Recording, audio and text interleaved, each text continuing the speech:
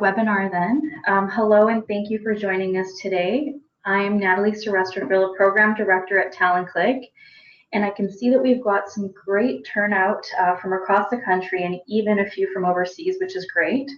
We're excited to connect you to another one of our webinar series to help you grow your thriving businesses, stay ahead of trends, and learn how to identify and develop world-class talent.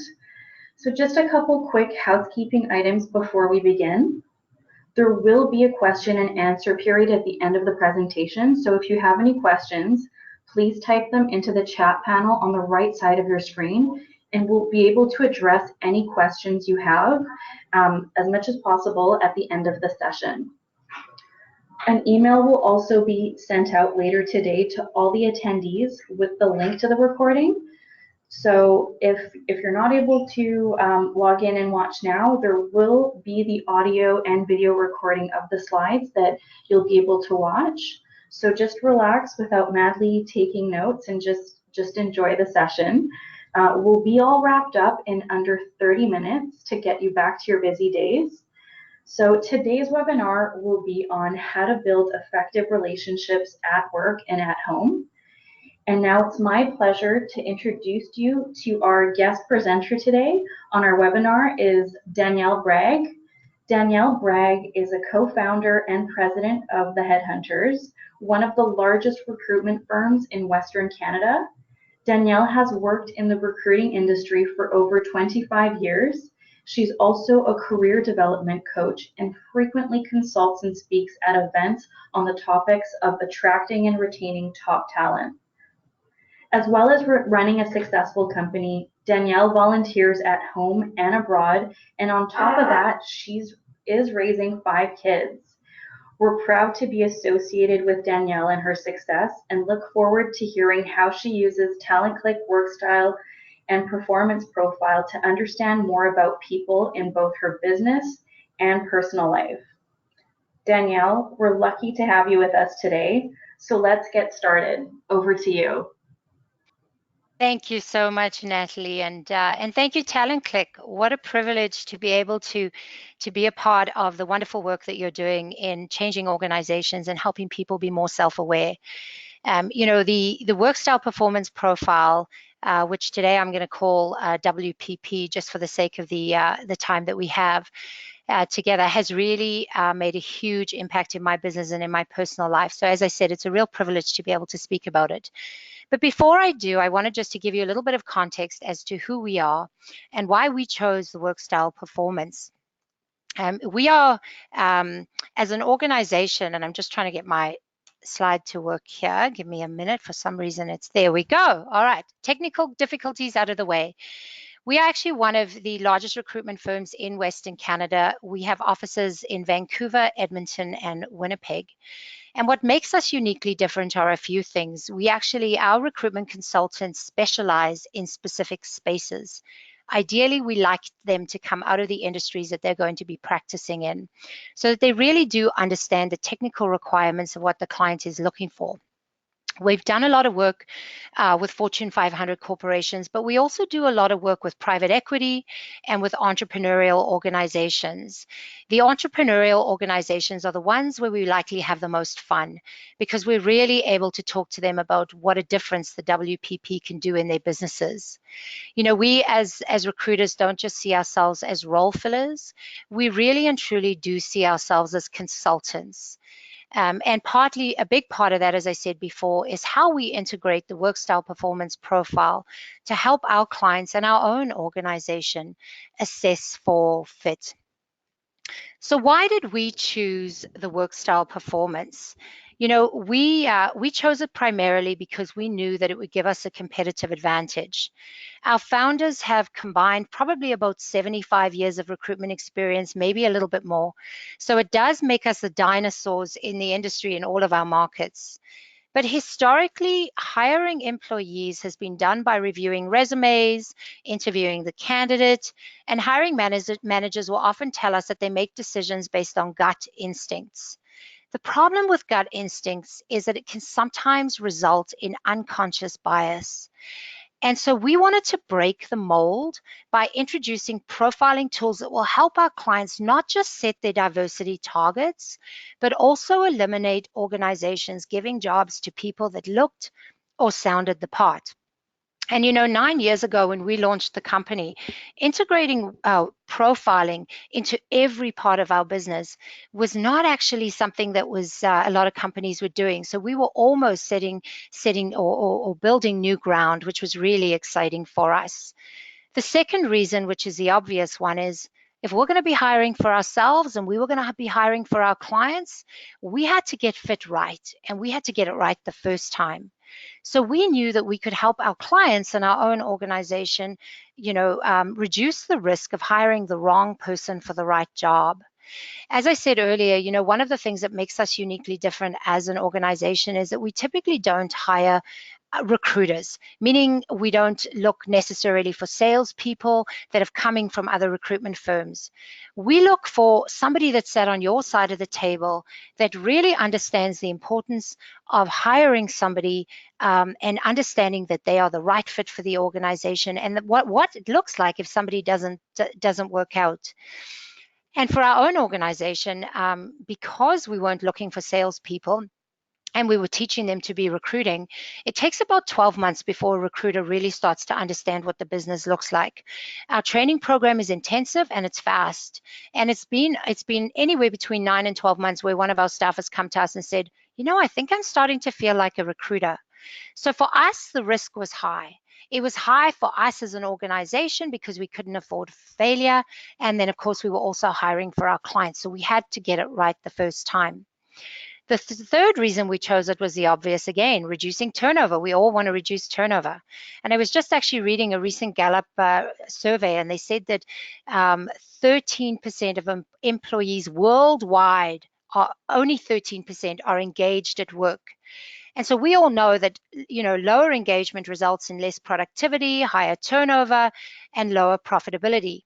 I just finished reading the book Jim Collins wrote, Good to Great, and it really jumped out at me again. It's the second time I've read the book, but it jumped out at me again that it's not that people are your most important asset. It's that the right people are the most important asset. And when we can understand how they work and what their work style looks like and where they best fit within a job or within an organization, then we can set goals accordingly and ensure their success.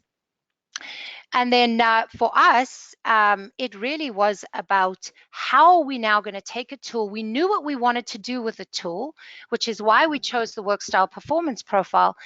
But it took us a while to figure out how to actually effectively build it into our process. So what have we learned in the 9 years that we've been working with the tool? The first thing we learned is to integrate it into our process. And, in talking to a lot of our clients and understanding our clients, we really see or hear them say a lot, oh, we have a tool, or they use the WPP, but sometimes they don't understand how to bring it into their process. When we started using it, we would hire staff according to what we knew they needed to have to be successful within our organization. And once they were hired, we would file it away and we wouldn't look at it again.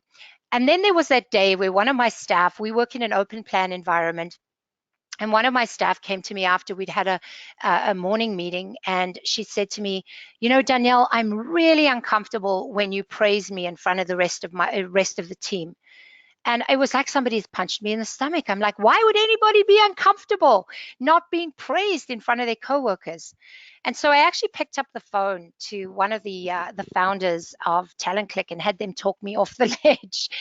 And the person that I spoke to had said to me and really helped me realize why this particular person was uncomfortable with me praising them in public. And I think that was when I had my aha moment, and I thought to myself, wow, we have this incredible tool that is not only going to help me hire somebody right, but is going to help me understand what they need on a day-to-day basis. And not just about what I need from them, but what I can give to them to be a better manager. And so we started to look at ways that we could use the tool in the daily life cycle of our business. the first thing we did was we started to integrate it into all of our meetings. And I'm not just talking about the meetings within our own organization. I'm talking about the meetings, the one-on-one meetings that we have with candidates. We have every single candidate that has walked through the door. We ask them to complete the WPP. And then what we do is we sit down and we have a conversation with them to help them understand why certain tasks energize them, why certain tasks, deplete them of energy. When we have one-on-one performance discussions with our recruiters, we coach them according to the way they receive information and the way they give information. And probably one of my best examples was my area of specialization within our own organization is I work a lot with senior level accountants. So you're talking anyone from the CFO level to about a controller level. And I had a candidate, I hadn't placed her in the past, but she'd been registered with me on and off for a couple years, and she kept finding jobs really quickly. And she had come to me in tears, and she had been terminated from 3 different jobs, all within a period of about anywhere between 12 months and 18 months. She was technically really competent. She was a designated candidate. She had a fabulous personality, had all the skills that from the outside you would imagine would make a good controller or a good leader. In all of the jobs that she'd had, she was overseeing anywhere between 6 and 10 people. But she had this track record of being terminated. And when we sat down and took a look at her profile, what really came out loud and clear was that even though she was in a leadership role, and she had naturally been put into leadership roles because she, again, had that personality, she could sell herself well, she could talk the right talk, it wasn't something that really excited her.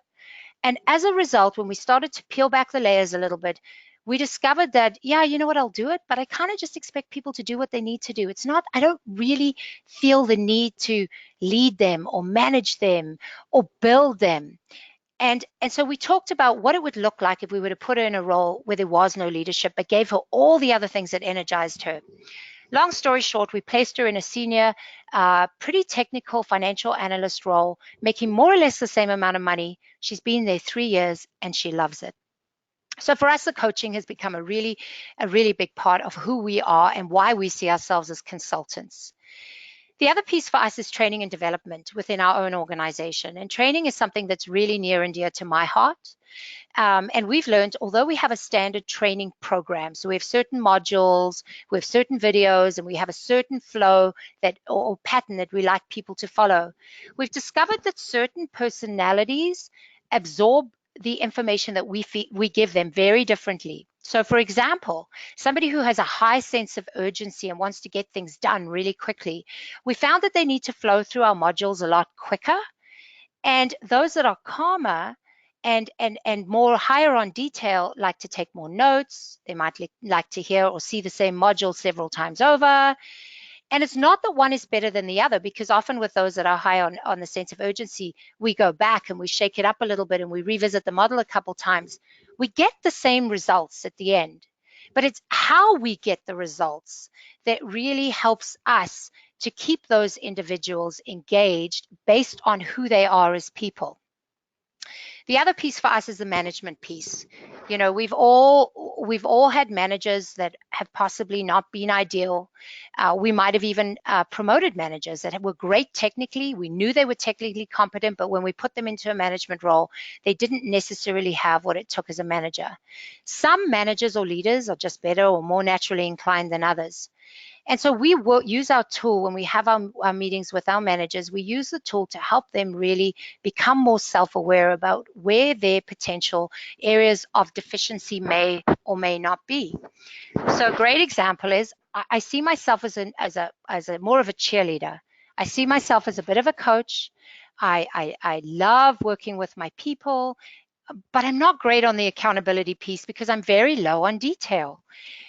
And so really, what we have done as an organization, we have actually, we've built, what can I say, people around us that have the detail that can actually help support me, that can stand outside a meeting when I come out of doing we're going to do this, and this is how we're going to build this. And when we're laying out the roadmap for our recruiters, they will stand outside the door and say, okay, Danielle, what are the accountability pieces? How can we build that into your calendar, and how can we follow through on that?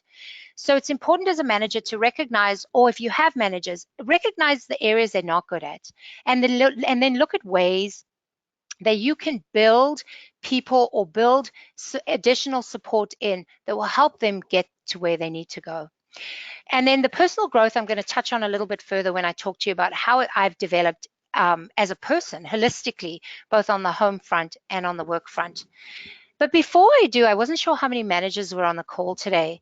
And I wanted to talk to you a little bit about what we're seeing, because I thought this was interesting, really trivia for you guys. And it would really help you guys to understand what candidates are looking for in a leader.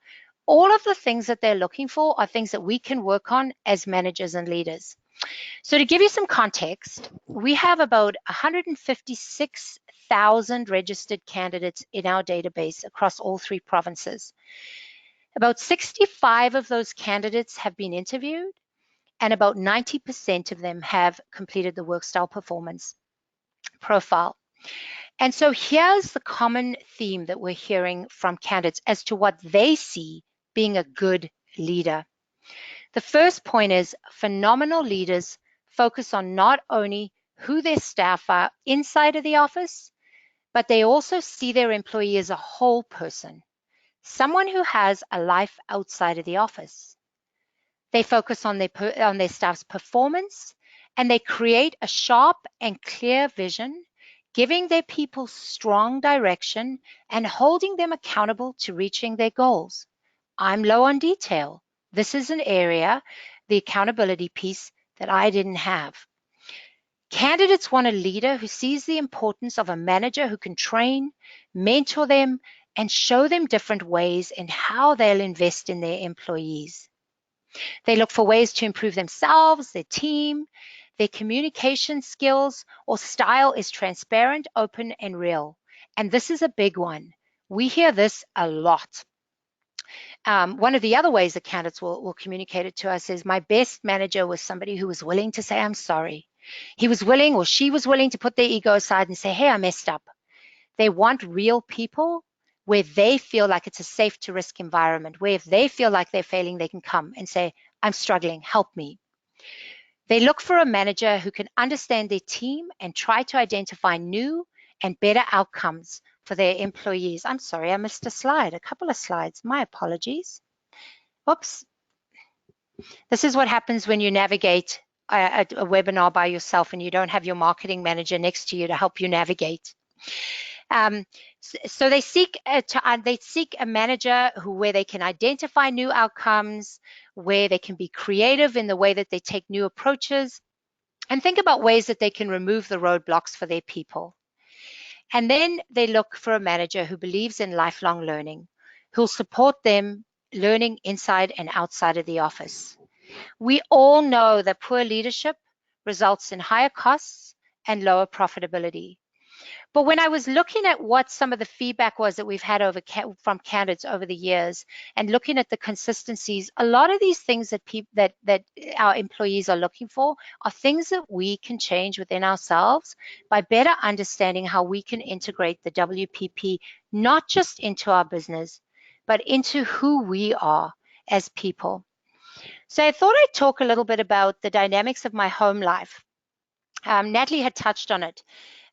We're the classic South African family. We have 5 children. We now have 7. My daughter-in-law is not in the picture. She was in France at the time. But we all have an opinion, and it's a big opinion, and it's loud, and it doesn't matter whether you're right or wrong. We all just want to be heard. So dinner and conversation at our family table is very lively, and there's a lot of debate. In fact, I remember the first time my business partner came into my home for dinner with his wife, and they sat down at the table and we got into one of our lively discussions, and he pulled me aside after and he said, why do you guys yell at each other all the time? And I said, we're not yelling at each other, we're just having a debate. And so great until you get into a conflict situation. And there was a period of time where the elder kids were teenagers and we were having some conflict in the home. And I decided, because of the success we were having on the work front with the WPP, that I was going to use and profile my family. And yep, I'm that guy. I profile everyone. I even profiled my daughter's husband and my son's wife before they came into the home. But it's made a huge difference. And what we discovered was, obviously everybody has a different personality, but the women in the family are very similar. We're all very high on leadership and we're extremely driven and extremely emotional. Whereas the men in the family are much calmer. My husband and my elder son are introverts. So recently my elder daughter just got married. In fact, it was a couple of weeks ago. And we had a 7-month window from the time she got engaged to the time they wanted to have a 172-person wedding. And I decided that we weren't just going to take on managing the logistics of the wedding and doing all the arrangements. I wanted to finish the renovations on the house at the same time. And we had a lot of guests coming in from overseas, and I wanted the house to be perfect. And my husband was, concerned about the volume of work that we were undertaking, but willing to go with the flow, as he is pretty laid back. And so about 3 or 4 weeks in, and after me having him work 12-hour days and back-breaking work, because some of it was construction related, he finally came upstairs and he said to me, "Honey, you know my profile, don't you?" And I said, "Yep." He said, "And you're driven, and I'm not, and you're killing me." And it was funny because my son had called a couple times over the weekend, and the only words that he would say was, "Is Dad dead yet?" Because he knew that my husband was playing outside of his DNA. But I had forgotten who my husband really was. And it took somebody who doesn't actually work with the profile every day to remind me of the fact that he was possibly playing out of his DNA. So from what he had communicated to me and how I was managing and driving him was so different that there was a period of time that he was fine with it. But then really, he had to sit me down and say, how can we find a compromise? Because I can't keep working 12 hours a day just because you have certain goals that you need to complete, which, by the way, not all of them were reasonable. So what have I learned as a manager, and what do I believe that other managers around me are learning and will continue to learn through the WPP, both on the home front and on the work front? I think the biggest one for me is I've learned to be self-aware most of the time. It's a little bit more tricky when it comes down to family, but for the most time, I've learned to be comfortable with the areas that are not really me. I'm not detailed. So I know that if I need to do any work that is highly detailed and you can't get away from it in certain jobs, I need to do it when my energy levels are the highest. And that for me, knowing where my deficiencies are and knowing that I can't necessarily rewire who I am. So recognizing when I'm playing outside of my DNA, finding solutions to be able to overcome those areas that are deficiencies. Being self-aware. Every day is a learning curve, and I think I'm getting better at being a little bit more self-aware. And I've got people that will tell me when I'm stepping outside of my comfort zone, and they recognize it, or when I have them stepping out of their comfort zone. We have very open conversations in our family and in our work about how people play to their strengths or to their weaknesses. And then I think the important one is, how have I learned how and when to shake things up? And shaking things up doesn't necessarily mean change who you are. If I find that I'm really being drained of energy doing a certain task, I'll often stop and go, why am I drained of energy? And sometimes it's a task that I haven't recognized was one that takes me outside of my natural profile, my natural DNA. So being able to recognize when you need to shake things up, or when your employee needs you to shake things up for them. We have staff here, fantastic people that are energized by special projects. So we will give them special projects to try and keep them engaged or energized when we possibly can. And lastly, how has it shaped us as an organization? I think it's taught us that there is no perfect or ideal personality. I'm fortunate. I work with my eldest daughter. We get along like a house on fire. And I remember when she did the first profile, the first time we profiled her when we did the family, before she even started working with us. I remember her doing the profile, and it was identical to mine. And the only comment she has was, dear God, I've become my mother. And I had a laugh about it. But her and I get along like a house on fire. We get each other. We have the same complaints. When my son doesn't work fast enough or he doesn't get a project done quick enough, we'll both complain and say, why does he do it on his own time frame? We want it done now. And so learning that his personality is not better than mine, but how do we communicate between the gaps? How do we understand each other better to know how the other person is wired, how the other person thinks? There are better personalities or fit based on work style than there are for certain jobs. I have seen that time and time and time again. Be very careful. Do not hire unless you really understand what are some of the characteristics, work traits that that person needs to bring to the job. That's your first start when you build a job description. What characteristics or work traits do we have do we think this person needs to have to be successful? If you're an entrepreneurial organization where things are changing every day, you might need somebody who's a little bit open-minded. If it's a very detailed role like accounting, crossing every T, dotting every I, you need somebody who's detailed. Don't hire somebody who's going to be playing outside of their natural DNA, or they will be drained of energy and you will be frustrated. Identifying, like I said, the traits that build balanced teams. Managers tend to hire mini-me's. We see it a lot. You need people that can surround you, that can help you build a diverse workforce, people that will complement, skills that will complement each other, that will help you build balanced teams. And at the end, build the team awareness. We talk about our profile a lot, especially when we bring a new person in. Everybody brings their profile. We have a discussion about it. And I think what it's done is it's allowed us to be a safe to risk environment where we can recognize that this person is going to be more emotional about this than this. This person's going to work faster than this person. Again, there's no right or wrong. It's just different styles of working. You know, over the last 9 years, I can truly say that it has been life-changing to our company. I cannot imagine recruiting or living even my home life without understanding the people that I surround myself with every day. And this is why it was so exciting for me to talk about this tool, because it really has shaped the organization that we are today. And you know what I have to say? Massive thank you to Talent Click, because they've given everything that we need. And thank you so much for your time today. And over to you, Talent Click. Thank you so much for that, Danielle. Lots of golden nuggets in that session. We do have a few questions that have come in, so we'll do our best to get through as many as possible in the next couple of minutes before we get to our closing remarks. So yeah, I'll just start by reading out a few of the wonderful questions that have come in.